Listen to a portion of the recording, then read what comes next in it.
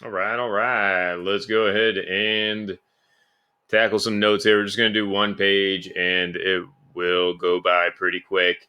And then we'll get into some more examples of this material next week on Monday.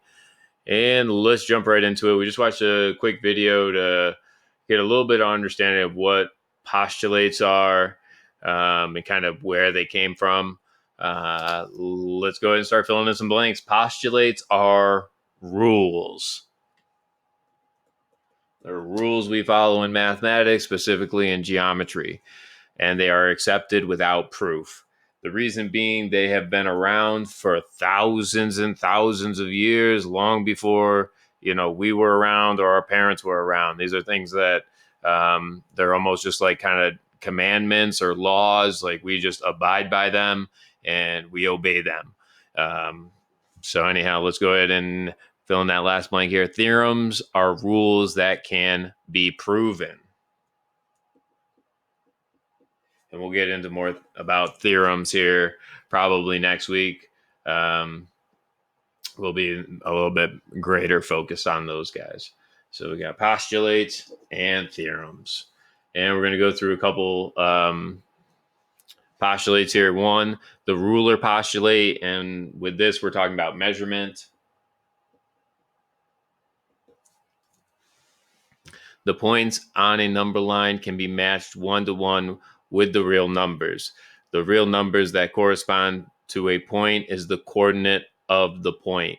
So let's go ahead and write this down. We can see how this is point A, and the coordinate would be, well, I guess we'll say x1 here. So let's write that down. X1 is the coordinate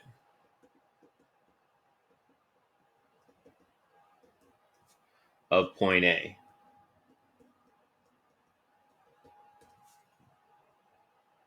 And x2 is the coordinate of point B. So I need to write all that down again, but we want to go for it. The distance AB between 2 points A and B is equal to the absolute value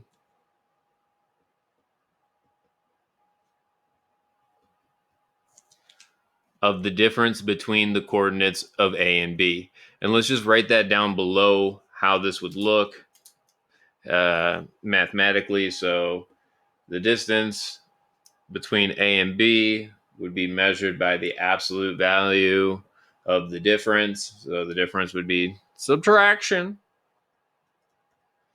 And those bars on the outside are representing that after we subtract whatever our answer is, we will give the absolute value or the positive answer there for that. AB is also called the length of line segment AB. And if point B is between A and C, then A, B, and C are collinear. I guess is what it is what they're looking for. But yeah, it's just kind of going back to 1.1. We were learning about that there. So yeah, if A, B, and C are on the same line, pretty much what they're saying, obviously they would be collinear. And we got one more postulate we're going to learn about today, and that is segment addition. And really, we're just talking about adding segments or adding line segments here. And again, it's a postulate, and these are just rules, and they should just kind of almost be common sense in a way. Just kind of after we go through it, be like, yeah, that makes sense. Like, kind of, okay, let's keep going. So here, if point B is between A and C, then AB plus BC equals AC. And that's pretty much saying, this part here, I might make, yeah, I do. All right. So we can say like this point AB, and then I got another marker here. Hey, all right. Plus BC, we can kind of see here now, BC.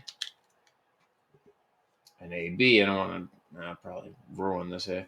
But anyways, would make the whole thing AC. You can then see AC there. So that's all we're saying is one part plus another part makes the whole thing. So let's kind of write that down as well. How about part plus part equals whole or something like that? Part plus part equals whole. That's the idea here.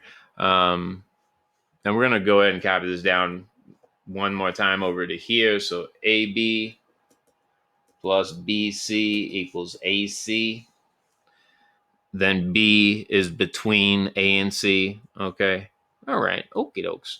And let's go ahead and we're going to write down the, I guess, expression that would represent the segment addition postulate here. So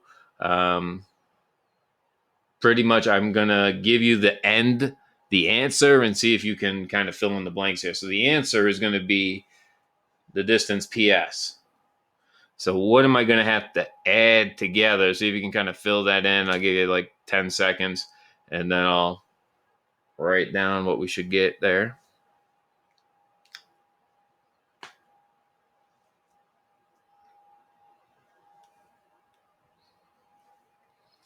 Hopefully you got PQ plus QR plus RS. Looking for something like that. And they could be in other, and in a different order, but really we should kind of be keeping it simple and just kind of moving left to right. And let's check out our last example there. This one is kind of nerve-wracking, so please write this down with me, and then we can try to fill this out a little bit, give you a little bit of time independently for this last example. There are K is between J and M.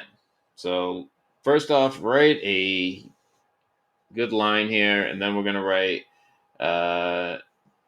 K is between J and M. So let's go ahead and write J,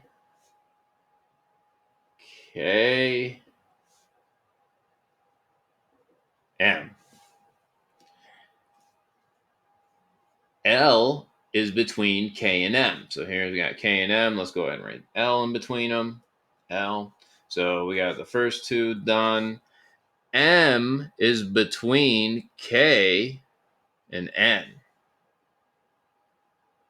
And there's N. All right. So we see M is between K and N. All right.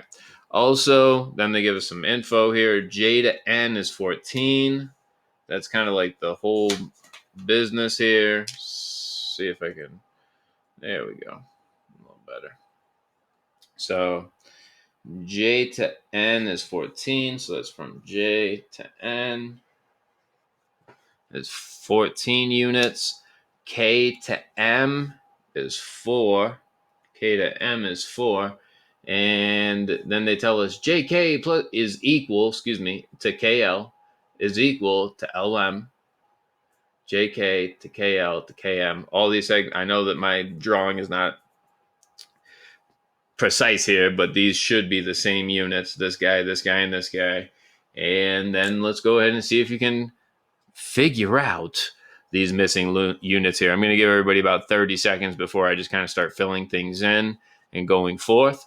So good luck and good skill.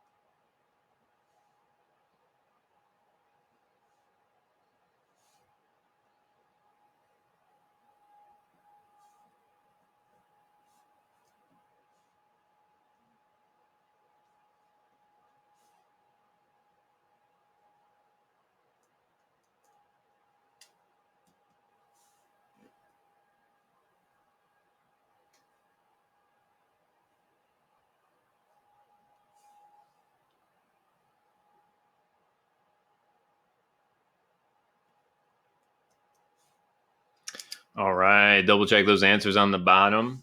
If we got questions, let's ask them. And then I'll see you guys back in class. All right.